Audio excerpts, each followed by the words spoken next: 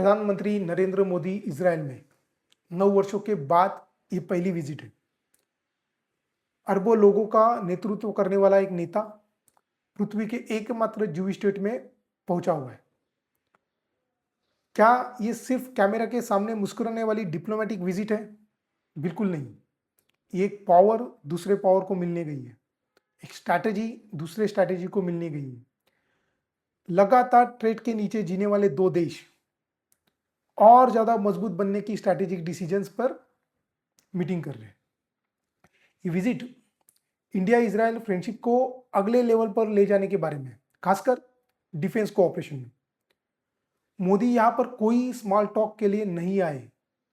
वो prime minister Benjamin Netanyahu के साथ बैठकर पहले से ही स्टील जैसी मजबूत पार्टनरशिप को और अपग्रेड करने के पीछे लगे हुए। दोनों देशों का, दोनों नेताओं का फोकस बिल्कुल क्लियर है। अपने नेशंस की प्रोटेक्शन, अपने सिटीजन्स की सिक्योरिटी और फ्यूचर डिफेंस आर्किटेक्चर को साथ मिलकर बनाना।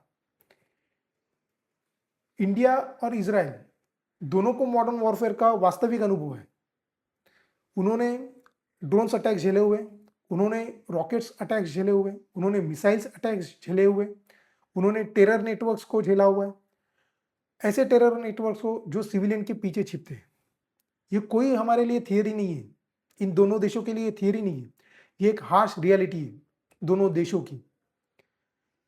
इंडिया ने इसीलिए मिलिट्री मॉडर्नाइजेशन में मैसिव इन्वेस्टमेंट्स किए। इजराइल के पास तो पहले से ही decades of battlefield tested innovations है। जब इंडियन स्केल और इजरायली टेक्नोलॉजी मिलते हैं तो सिर्फ वेपन्स नहीं खरीदे जाते, बल्कि smarter systems, joint production, share R&D और रियल स्ट्रैटेजिक कैपेसिटी तैयार होती है। इंडिया कई वर्षों से इजराइल का सबसे बड़ा डिफेंस कस्टमर रहा है। 2020 से लेकर 2024 के बीच में इजराइल के डिफेंस एक्सपोर्ट का लगभग 34% इंडिया को गया था। $20 बिलियन से ज्यादा की डील्स हुई थी और इसमें वो प्रोजेक्ट शामिल ही नहीं है जो इजरायली कंपनीज इंडिया के अंदर प्रोड्यूस कर रही है। Barak missile system, advance radar platform, Israeli design पर आधारित ड्रोन्स, लेकिन इंडियन मैन्युफैक्चरिंग पावर के साथ। ये कोई सिर्फ व्यापार नहीं रहा, अभी कोई ट्रेड नहीं है, ये एक स्ट्रैटेजिक इंटीग्रेशन है दोनों देशों की। अब बातचीत हो रही है बैलिस्टिक मिसाइल डिफेंस की, अब बातचीत हो रही है लेजर बेस्ड डिफेंस सिस्टम की और next generation air shield technology की। ये सिंबॉलिक फ्रेंडशिप नहीं है, ये रोज दुश्मनों का सामना करने वाले दो देशों की फोर्टेस बिल्डिंग स्ट्रैटेजी है, मतलब किला बनाने की। इजराइल के युद्ध के दौरान दुनिया के कुछ हिस्से इजराइल को लेक्चर दे रहे थे, उसी में बिजी थे, लेकिन रिपोर्ट्स के अनुसार इंडियन मेड इक्विपमेंट्स लेकर शिप इजराइल में डॉक हो चुकी थी। जहां बाकी लोग बोल रहे थे, लेक्चर्स दे रहे थे, वहां इंडिया ने डिलीवरी कर दी थी इजराइल को। कोई पॉलिटिक्स नहीं, सिर्फ वैल्यू आधारित पार्टनरशिप। 2012 में इजराइल ने इंडिया को लगभग $300 मिलियन का डिफेंस एक्सपोर्ट किया था। 2017 में, मतलब 5 साल के बाद, ब्रेक डील्स के बाद ये 3.4 बिलियन तक पहुंच गया था। इसके बाद इंडिया ने मेक इन इंडिया और सेल्फ रिलायंस एजेंडा को आगे बढ़ाया। तो इजराइल ने क्या किया? क्या एक्सपोर्ट करना बंद कर दिया डिफेंस? नहीं, इजराइल ने उल्टा इस चीज को एडॉप्ट किया।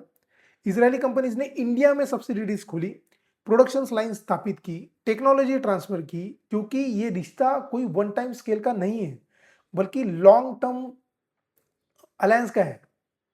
इंडिया को होस्टाइल नेबर्स का मतलब अच्छी तरीके से पता है। पाकिस्तान, दशकों का tension, cross border terrorism, proxy groups और सॉवरेनिटी को लगातार वायलेशंस। ऑपरेशन सिंदूर जैसी घटनाएं में यह दिखता है कि इंटीग्रेटेड एयर डिफेंस सिस्टम कितनी जरूरी है। थ्रेट वेव्स में आते हैं, कोई अकेला नहीं आता। ड्रोन्स आते हैं, साथ में मिसाइल्स आते हैं, साथ में कोऑर्डिनेटेड अटैक्स होते हैं।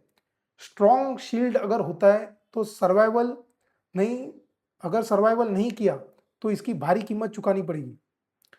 इजराइल भी इस रियलिटी को समझता है। जैसे ये भारत झेल रहा है पाकिस्तान को, वैसे इजराइल भी गाजा से लेके लेबनान तक ईरान बैक्ड मिलिशियाज की मिसाइल्स फायर, और अक्टूबर 7 के बाद इसराइल ने एक कठिन लेसन सीखा।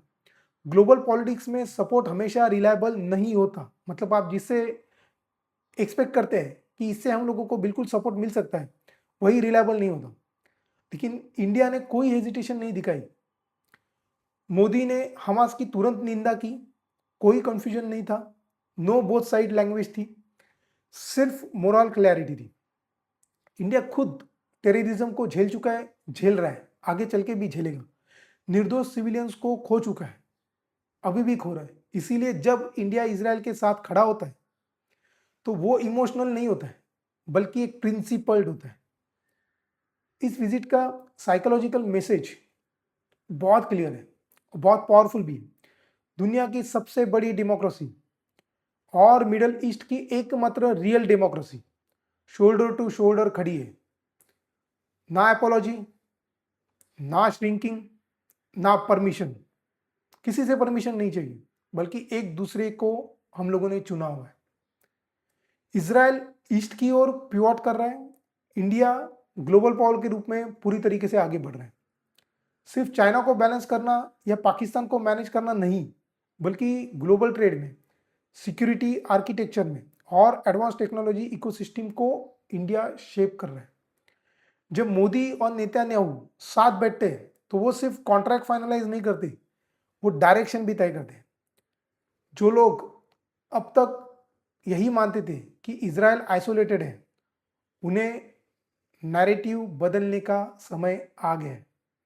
इंडिया के प्राइम मिनिस्टर यहाँ उतर चुके हैं।